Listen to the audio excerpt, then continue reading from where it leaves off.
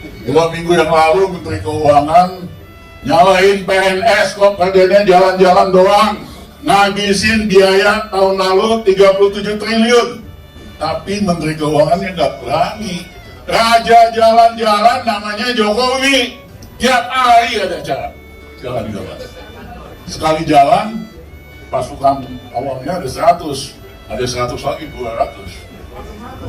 Ini merupakan presiden paling boros dalam sejarah Indonesia. Menjadi oposisi itu juga sangat mulia. Silahkan ingin menjadi oposisi, asal jangan oposisi yang menimbulkan dendam.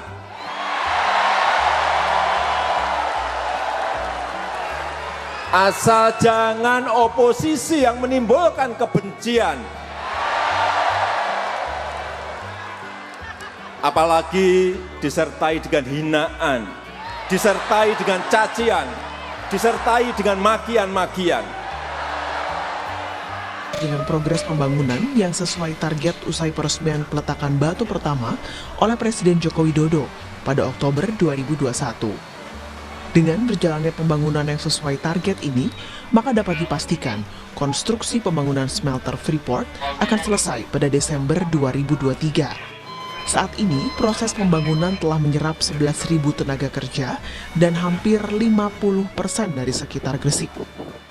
Smelter kedua PT Freeport di Gresik ini akan mampu mengolah hingga 1,7 juta ton konsentrat tembaga per tahunnya.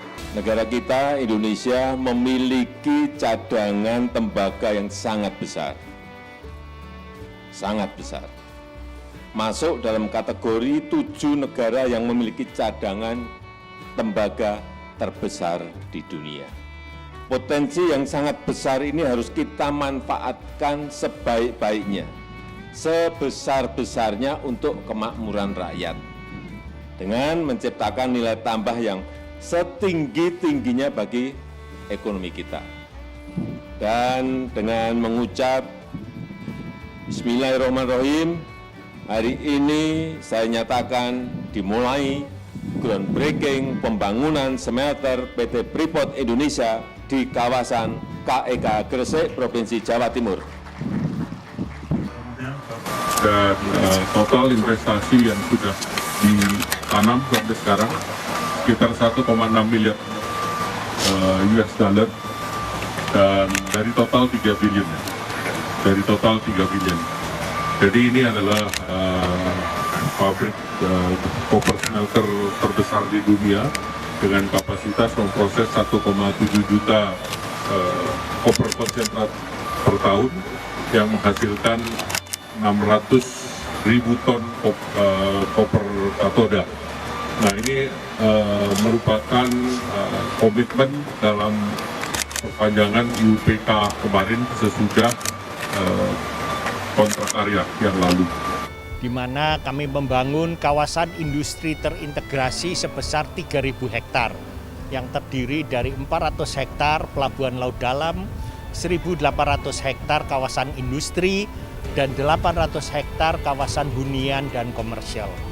Dan kami harapkan dalam 5 tahun ke depan kami dapat menyerap investasi sekitar 7 miliar US dollar dan menyerap tenaga kerja 40.000 tenaga kerja.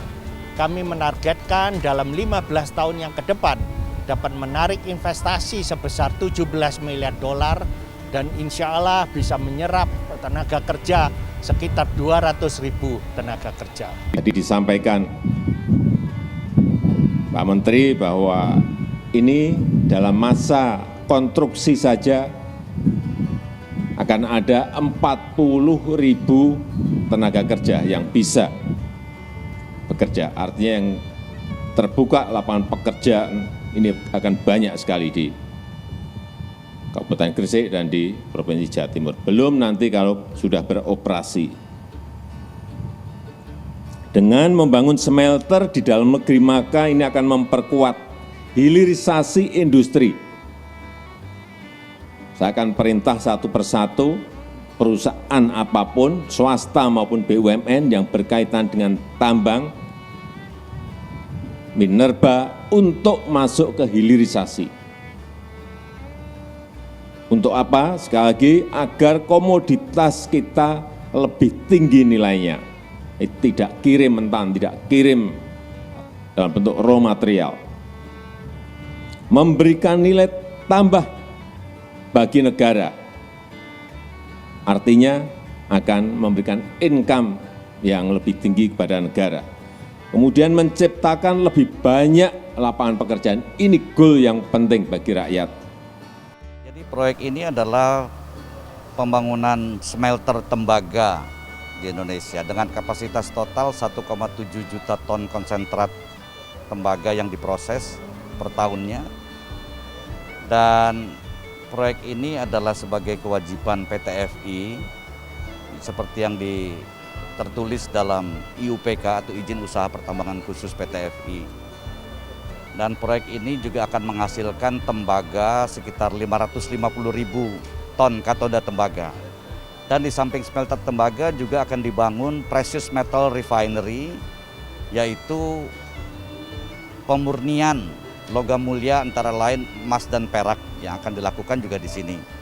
Dan hasilnya itu ada sekitar 35-40 ton emas yang akan diproduksi di tempat ini. Apa yang mendasari Bapak sangat kencang terhadap isu hilirisasi? Iya, setiap negara itu berhak mensejahterakan rakyatnya. Dan kita tahu bahwa kekayaan alam itu harus digunakan sebesar-besarnya untuk kemakmuran rakyat. Jadi kekayaan alam yang ada di negara kita Indonesia ini masa tidak boleh kita pakai untuk mensejahterakan rakyat kita. Karena dengan hilirisasi itu nilai tambah akan berkali-kali lipat. Saya berikan contoh nikel. Nikel itu di akhir tahun 2022 itu sudah ekspornya sudah di angka kurang lebih 30 miliar US dollar.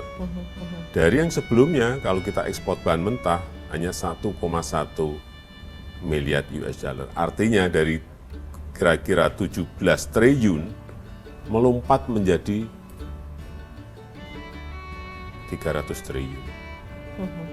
Berlipat-lipat kali. Oh, bukan 300 triliun. 15.000 kali 30, 450 triliun. Dari 17 triliun menjadi 450 triliun, kan ini berlipat-lipat. Kemudian dari angka ini, negara bisa memungut pajak BPH Badan, pajak karyawan, bisa mengambil PPN, bisa mengambil biaya ekspor, bisa mengambil royalti, bisa mengambil PNBP. Artinya penerimaan negara akan juga berlipat-lipat dibanding kita mengekspor bahan mentah. Itulah kenapa saya sampaikan jangan ada negara yang memaksa kita untuk ekspor. Namanya ekspor paksa, saya sampaikan. Nggak boleh. Karena ini barang-barang kita sendiri kok. Kekayaan alam kita sendiri, masa nggak boleh kita olah di negara kita.